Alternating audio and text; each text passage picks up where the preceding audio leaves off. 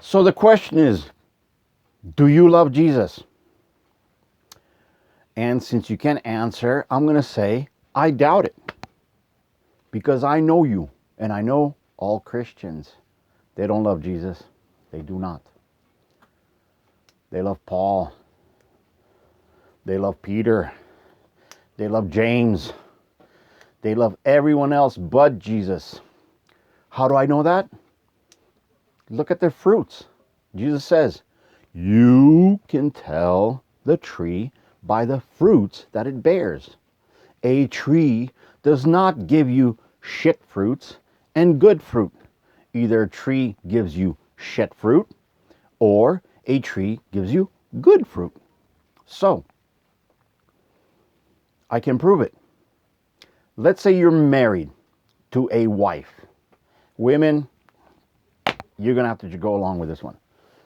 So, you say, oh, I love my wife, but Pamela Anderson's so stinking hot. I love my wife, but Kim Kardashian is so stinking hot. I love my wife, but Dylan Mulvaney is so stinking hot. I love my wife, but all other women is so stinking hot. How do you think your wife is going to feel by you saying, hey, I love my wife, but these other women are just so freaking hot. And you're always talking about those other women. Oh my God, Pamela Anderson is so hot. Today, I don't know what other women are hot. But choose. Go ask your wife and say how she feels. If you say, oh honey, I love you, but all these other women are so freaking hot. Well, that's what you're doing.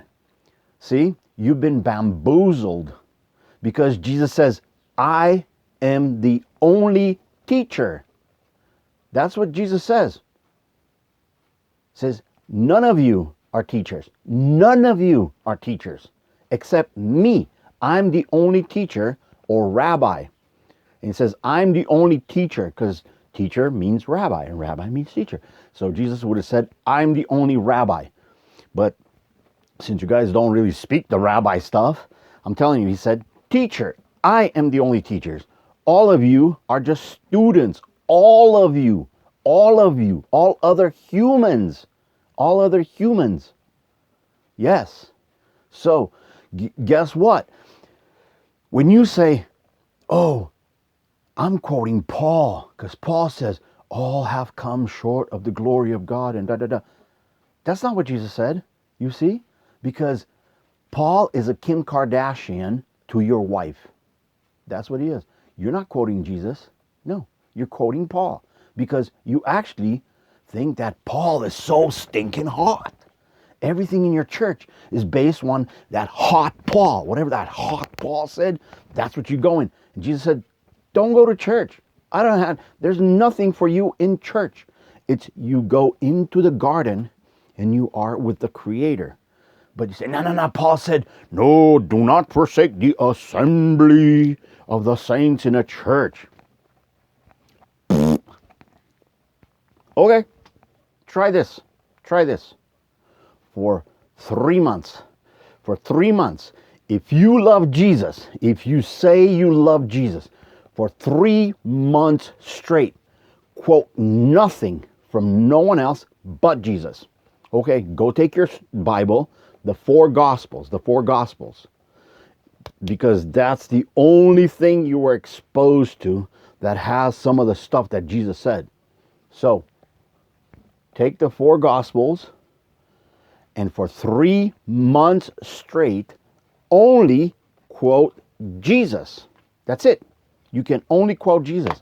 Say if you say, oh, these people are a bunch of stinking sinners because all have come short of the glory of God. Nope, you can't say that.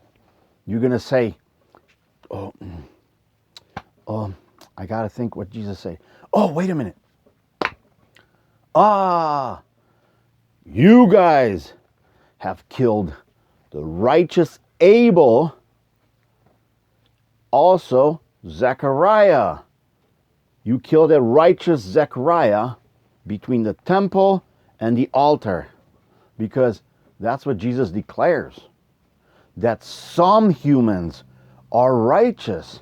They're born righteous and they die righteous. That's what Jesus declares.